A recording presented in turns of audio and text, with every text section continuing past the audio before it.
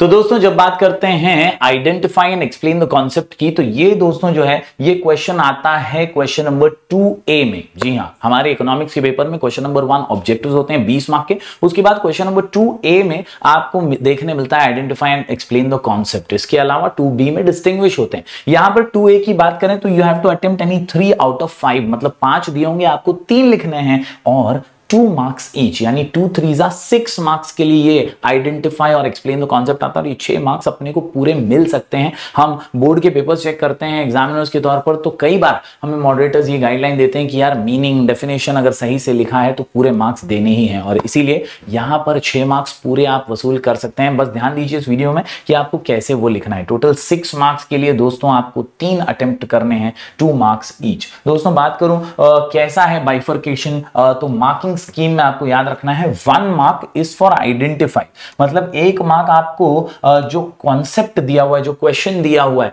उसमें से आइडेंटिफाई करना है कि है कौन सा इकोनॉमिक कॉन्सेप्ट, क्या ये यूटिलिटी है, क्या ये डिमांड है, या एनी अदर इकोनॉमिक कॉन्सेप्ट। वो कॉन्सेप्ट कौन सा है, उस कॉन्सेप्ट को सही से पहचानने का ही आपको 1 मार्क मिलता है, यानी 1 mark is for identifying correct concept, और बाकी का बचा हुआ जो 1 मार्क है it is for correct explanation. तो भाई 2 ही मार्क का है ना, ये सिर्फ 2 ही मार्क का है, तो 1 मार्क आपको पहचानने का मिलेगा, वहां पर आप लिख दीजिए कॉन्सेप्ट का नाम, और दूसरा मार्क जो है वो आपको मिलेगा उस कॉन्सेप्ट को एक्सप्लेन करने का। अब लोग कई बार एक्साइटमेंट में भर भर के यहां पर लिखने बैठ जाते हैं। आपको इतना भर भर के यहां पर लिखने की जरूरत नहीं है, सिर्फ आपको आइडेंटिफाई करना है। एक सेंटेंस में आपको नाम लिख देना है, दिस कॉन्सेप्ट इज यूटिलिटी, या दिस कॉन्सेप्ट इज डिमांड, या आप सिर्फ डिमांड या यूटिलिटी लिखेंगे 1 वर्ड में तो भी चलेगा। Once you have identified it, नीचे आप एक्सप्लेनेशन ऐसा लिख के वहां पर 2 लाइन में 3 लाइन में उसका एक्सप्लेनेशन, या तो आप टेक्स्ट बुक का डेफिनेशन लिख सकते हैं उस कॉन्सेप्ट का,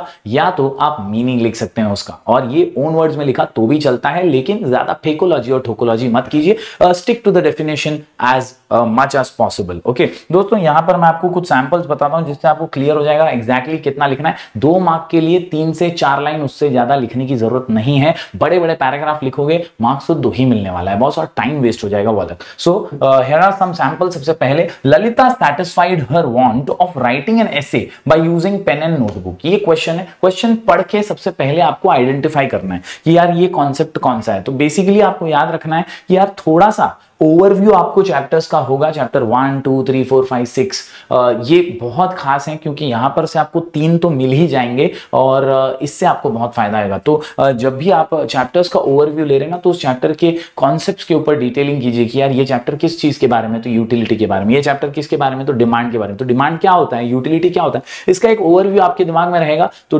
डेफिनेटली आपके लिए ये क्वेश्चन क्रैक करना ईजी हो जाएगा। जैसे यहां पर अगर आप देखें, द कॉन्सेप्ट इज यूटिलिटी, और आपको ये लिखना कैसे है वो मैं यहां पर समझा रहा हूं। सबसे पहले what you will do is you will write concept, और जो भी कॉन्सेप्ट है वो कॉन्सेप्ट यहां पर आप लिखेंगे। उसके बाद आप उसका एक्सप्लेनेशन यहां पर 2 से 3 लाइन में लिखेंगे। इस तरह से एक्सप्लेनेशन लिखो, और फिर आप यूटिलिटी का मीनिंग लिख दो, या जो भी कॉन्सेप्ट आपको लग रहा है उसका मीनिंग या उसका डेफिनेशन जो टेक्स्ट बुक में है वो लिख दो। बॉस 2-3 लाइन से ज्यादा लिखने की जरूरत नहीं है। यहां पर देखिए सिंपल वे में लिखा है, utility is the want satisfying power of a commodity, in other words the capacity of commodity to satisfy human wants is called as utility. काम हिट, मामला हिट, एग्जाम सुपर हिट, पूरा 2 marks मिलेगा। Examiner जब check करेगा तो इधर टिक करेगा, 1 marks देगा, इधर टिक करेगा और 1 और मार्क्स यहां पर दे देगा, लास्ट में ऐसा लिखेगा 2, यानी 2 मार्क्स आपको पूरे मिल जाएंगे। तो इस तरह से ही बोर्ड का पेपर चेक होता है, ऐसा ही मार्किंग स्कीम है। ऐसे वीडियोस हम लगातार आपके लिए लेकर आते रहेंगे जरूर।